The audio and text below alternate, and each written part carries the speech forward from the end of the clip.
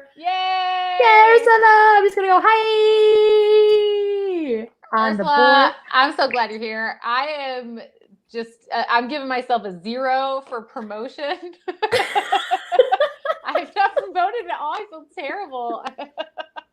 You're giving yourself a grading scale. I'm grading myself now. If I have to do the homeschooling or the remote schooling teaching, then I'm going to give the grades.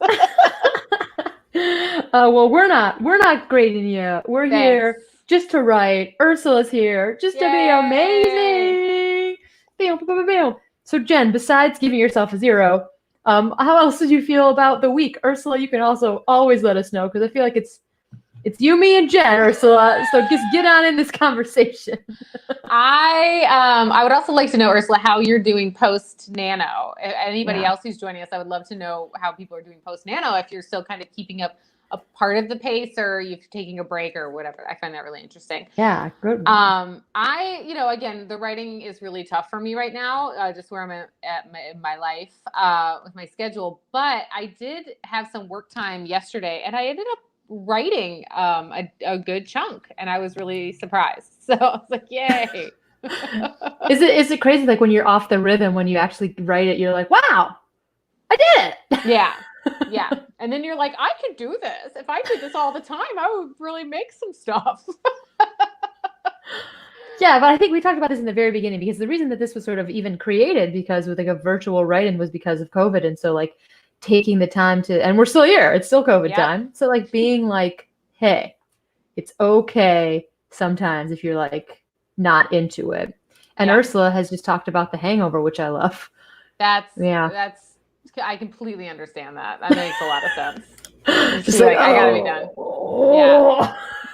Writing is hard, and it's like it's weirdly like physically hard. One of an author that I am friends with and stuff, she was sort of discussing how when her last book came out, she had been writing for like 12-hour stints, like to get it done. She was on deadline, like really, really intense. And she ended up with all these back problems. And I think she only probably did it for like a week or two. But she was like talking about how she had to have physical therapy afterwards. And when I did the Writers Festival, I had a lot of like weird back pain because you're sitting there for so long, which I'm not used to. Margaret Atwood talked about that in her masterclass of like, if I can, I'm gonna paraphrase her terribly, but she's like, if I can like get advice for writers, she's like, get up and take a walk. Yeah. In her very like monotone Atwood way. She's like, work on your posture, walk, drink. She is so monotone. She's so monotone. I've seen her speak twice, and every time I'm like, yeah. She's got a real caustic vibe about her, which is like comes through even in the masterclass, which is just a digital platform. You're like, whoa. But she's also one of those people that I don't know her personally, obviously, but in like her masterclass where she like was very romanticized that idea of like, you write, you go to Paris and you smoke cigarettes and you write and then you die young. You're like, all right, Atwood, take it down a notch. I mean, no lie. I would take it right now. Somebody was like, trade your life. And I'll be like, I'm in. I'll go do it. I don't know why I get so cranky about romanticizing art. I don't know why I get so cranky about it. I need to just let it go. I need to let it go. I was all for it. That was all my 20s. I mean, come on. I was like, see you later. Suitcase, bye. Jen did live more of a bohemian life than myself. Not a lot of art was produced. You're like more drinking scotch. More hanging out, drinking Sambuca in a bar, or like an underground dance club. Oh, yeah. Hey, we're all, you know what? It's all writing. It's all writing. Yeah, it's right. It's everybody's journey. All right. Well, it's you, me, Ursula. Let's get into this action writing. In case people do end up finding us miraculously, do you want to tell them this? Ursula knows she's a pro. I know. Ursula's like, here we go. She's a hardcore fan. So we're going to do 3 writing sprints, 5 minute, 10 minute, 15, and we'll give you a prompt for each one. We have a theme tonight. Our theme is ambition, oddly enough, which is kind of, pretty funny. And take the prompts any way you'd like them. You can throw them away. You can change them up, whatever you want to do. And we have a timer. Yeah. That's it. We'll start with the first one. Yeah, let me get my timer up, and you know, you guys know this, Ursula. By you guys, I mean Ursula. Writing prompts are in the description box below. So I will start sharing my screen if you want to give us those prompts. Yep. So this is gonna be a 5-minute one. What do you or your character plan to accomplish in the next 5 years? On your marks, get set. Right.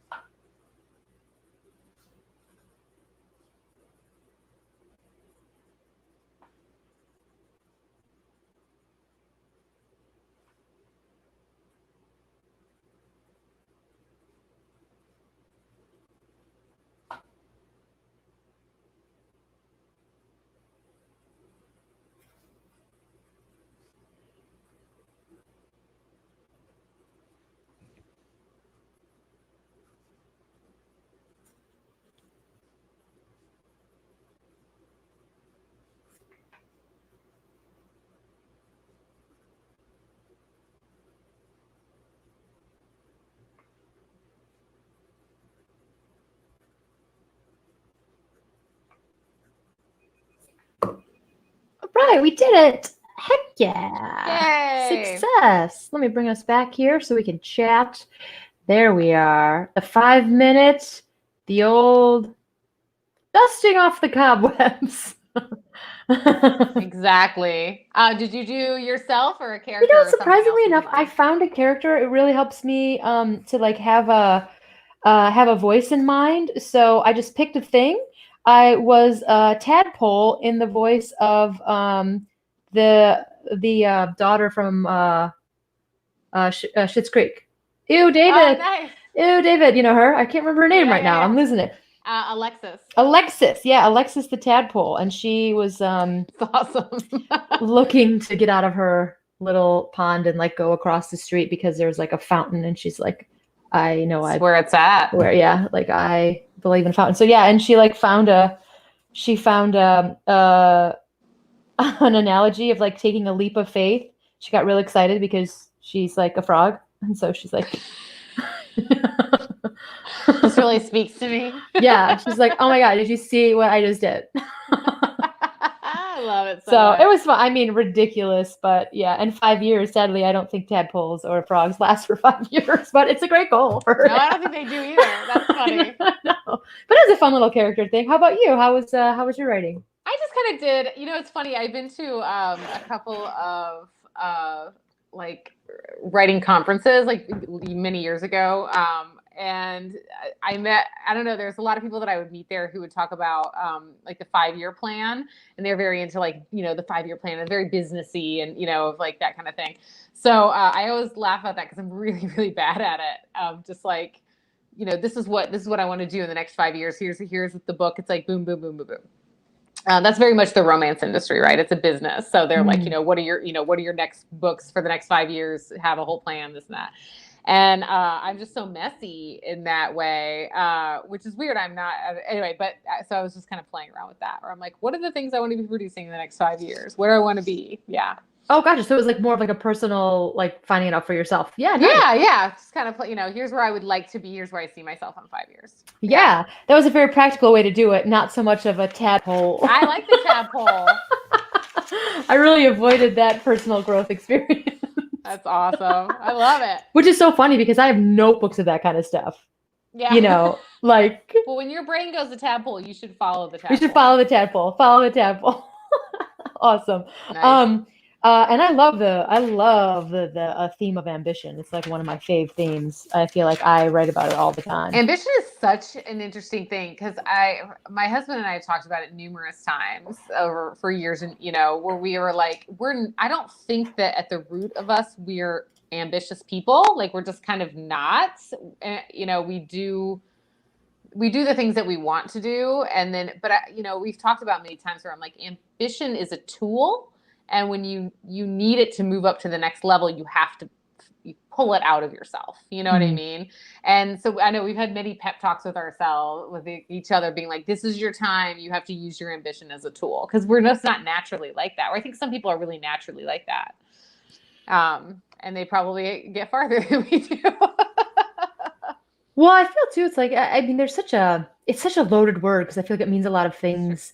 I feel like the word, acceptance, same deal with like, there has a lot of like mismeanings and, you know, it's so personal to people, that I feel like ambitious sometimes has like a negative tone or, but other times it's not, it's like achievement and that's sort of celebrated, and it's different sometimes with like gender and culture, and yeah, it's crazy. And like how it can be corruptive, but also celebrated. And I almost feel like it can be like an obsession, and there's just so much to it. I think that's why I like to write about it. You know? Well, same. And I was an 80s kid. So I feel like in the 80s, it like the way I learned ambition was like a really kind of gross, greedy, negative, you know, obviously very 80s kind of way. So I think as I grew up, the idea of being an ambitious person felt negative to me. Like I was like, I don't want to be like that. Like, that's what I'm trying to get away from. Like, it didn't feel like the artist lifestyle that I wanted to live in my 20s. Yeah, but I could see if you had like you didn't identify as that element of like greed is good. Right. You didn't, you thought it was extravagant or shallow. Right. or hurtful to other people, you know, like Mm-hmm. taking away from others, which I'm like, it's really not. Again, like that doesn't have to be the word. It can actually just mean like, you know, getting yourself out there, going after what you want, you know? Mm-hmm. Yeah.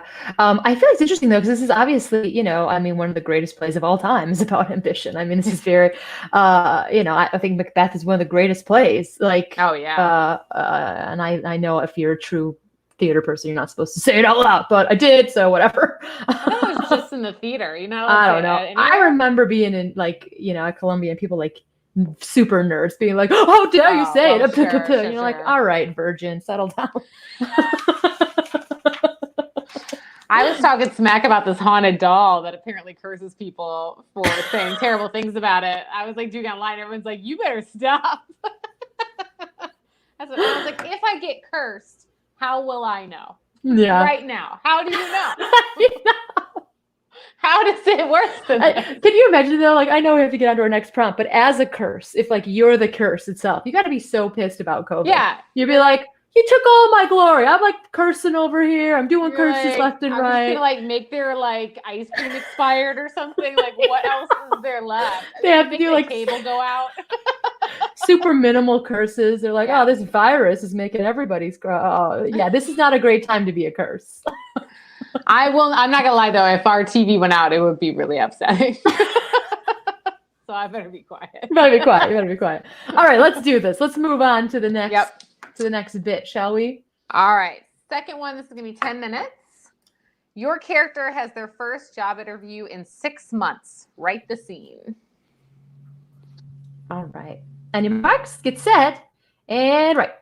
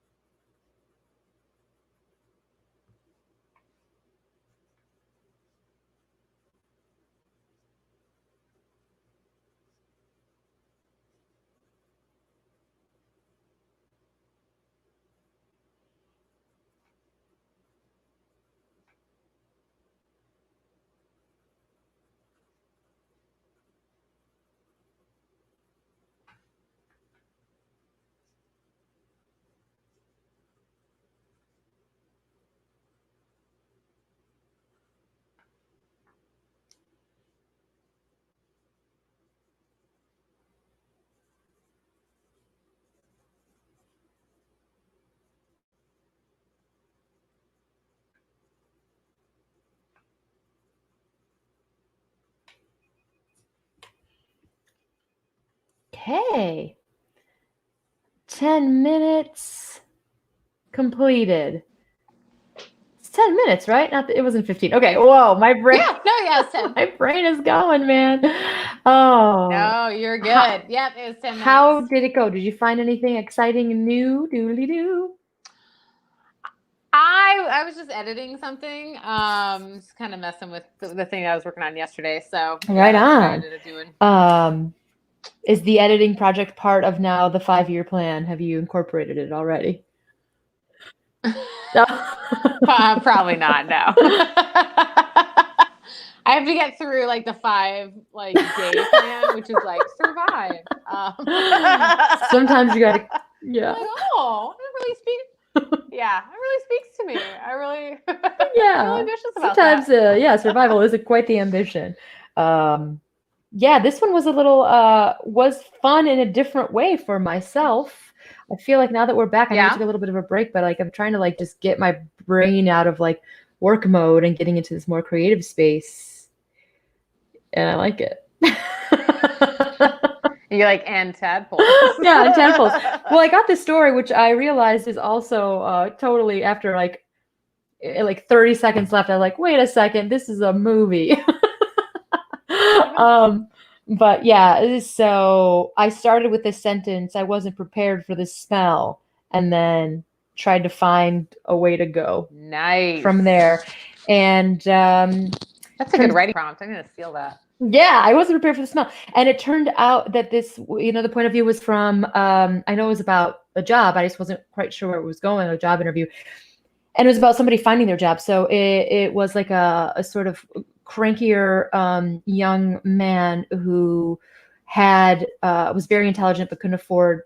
So the guidance counselor said that you could be a lawyer. His old man, who was a truck driver, was like a drunk and all this stuff. Anyway, so he got stuck working for his dad until he found a body and nice. the dumpster. And then his new job was to like clean up after stiffs. Like, there's a job where you like the people who clean up. Yeah. After homicides and stuff. And so he was like finding a job to do that. Doing that. Oh my God. Yeah. But I love the relationship with his, like, he was stuck in this like really, it was like a cold place, like literally like a Dakota or something like that. And like he had no money, he had this like kind of abusive dad, and this body was his way out. So I was like, oh, that's kind of cool. Like, yeah. I really like that. Yeah, but that is a movie with like Emily Blunt. This is people who made Little Miss Sunshine. There is a movie like that. Oh, it's an actual movie. I thought you were saying it seemed like a movie to you. Oh, really? Yeah, it was actually a movie. It's like Sunshine Cleaning or something like that. It's different, but I heard about that. Okay. But yeah, you're like, oh, wait a second. But this has definitely because I love to get a little noir-y. His voice sounded that way a bit. That sort of distant. Anyway, I love it. Finding weird stuff. Yeah, I like it. Good stuff. Yeah. Shall we jump into the final frontier? Let's do it. All right. Finding it. 15 minutes. It's one of my new favorite prompts. Write a scene where the boss of a company must kill one of their employees to keep their job. So good. So good. I like where your brain's at, Jen. Can you just read it one more time? Because it's so good. Write a scene where the boss of a company must kill one of their employees to keep their job. On your mark, get set, right?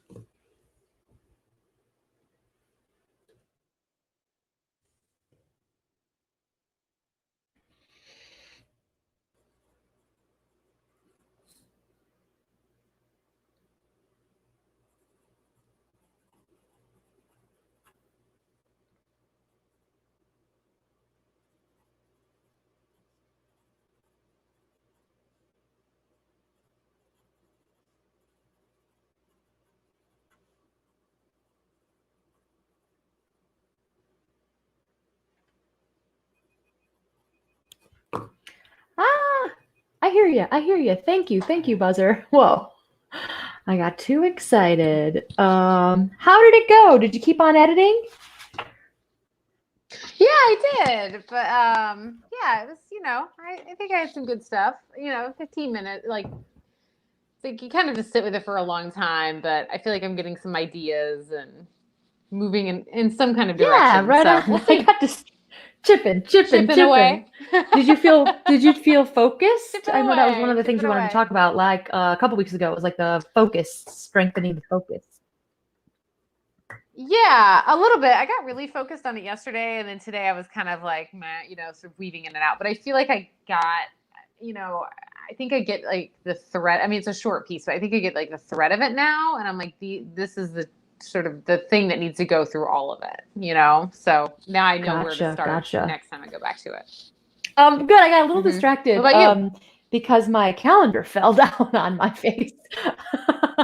I started hearing this like peeling, and I was like, "What is that?" I was like, "Oh no!" Yeah, no kidding. It's time coming after you on my face.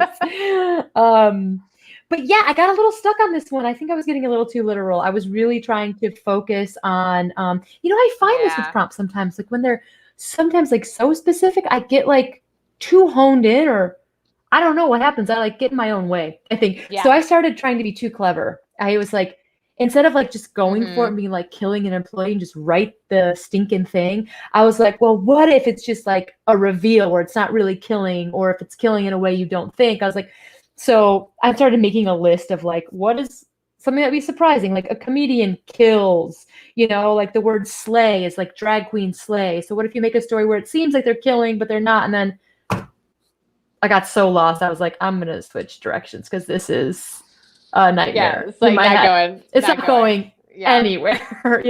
I think that's a good lesson to be like, stop trying to be so freaking clever and just write the thing. Yeah. Just like, because it's so very true where it's like, if you empty your head out, it usually is much, much better. But I mean, it's really hard. And especially sometimes with prompts, you go in being like, this is what I'm going to write. I'm going to write this thing. Yeah. Which is not always good. Yeah. And I feel like which I've just found previously, I mean, this is happening within the same hour. I'm like, I was totally free and I wrote about tadpoles. And then I started out with a sentence and then I had to figure it out as you're going. And this one, I was like, okay, I'm going to have a really clever idea. Totally got stuck. Oh yeah. yeah. Oh my God, Ursula, funny. I love this. Just sometimes you gotta listen to you. Sometimes you gotta write about dinner. Yeah. Listen from the stomach, not the head. That's what I like. Well, Ursula, thanks for sticking it out this whole time with us. I am so impressed that you're still showing up even with that nano hangover. I know. Very impressive. Very impressive. Well, next week we're still going to be here. That's the plan. We're going to have a new writing prompts. We're going to be doing 5, 10 to 15. Ursula, thanks for coming. Anybody who comes later, amazing. We usually end it with Jen giving us advice. But before she does, you guys should listen to Jen's podcast. Oh, yeah. Thanks. That's my advice. Listen to my podcast. We have tons up, so just check it out. It's Creepy History. It's on Spotify and all the stuff. And hopefully you won't be cursed. Yeah, and don't say mean things about cursed dolls. We talk about the curse because apparently the haunted doll that Fraser talks about, it's in a museum, and people who go to visit it in the museum, if they make fun of it, like to its face, or like take pictures of it in like in a rude way or mess with it, they end up getting cursed. And like they say, and this doll has like hundreds of apology letters from people who have like visited and then had shit happen to them at home. And then they are like, I'm sorry. And they write to the doll. Oh, man. To like apologize and try to get out of it. And I was like, oh, man, it's crazy. It's a really crazy story. What a great job, or a strange job to have, is the person that has to go through all those letters. That's like someone's job at the museum. And there's letters. I think they're like all... Like you can see the picture that I put, they're like posted behind the doll. Like we're in his like display. That's very creepy. That's like a curator's job. Oh, yeah. Who went to art school to do that? It's amazing. No, it's some intern. They're like, Joe, get back there. Go through those letters. He's and like, don't talk smack about the doll while you're doing it. I know. They're bringing like cookies to the doll every day. The doll is horrifying looking. Yeah. Like, it's just really disturbing. Because you're always like, oh, dolls are creepy. And then you're like, oh, that was really bad. So anyway. Yeah. Any of those like old time, like I remember, you know, so Jason really likes the Mystery Science Theater. So there's like a couple like, you know, sort of Chucky, but before days, like the dummy, like ventriloquist dolls. And, you know, there is like this like, a life they're made out inside of something. Weird materials, like when they're old like that. You know what I mean? Like this doll is really old too. And like the material that its like face is made out of. I'm like, what is it? It's really so freaky. Just like dried peaches. Yeah.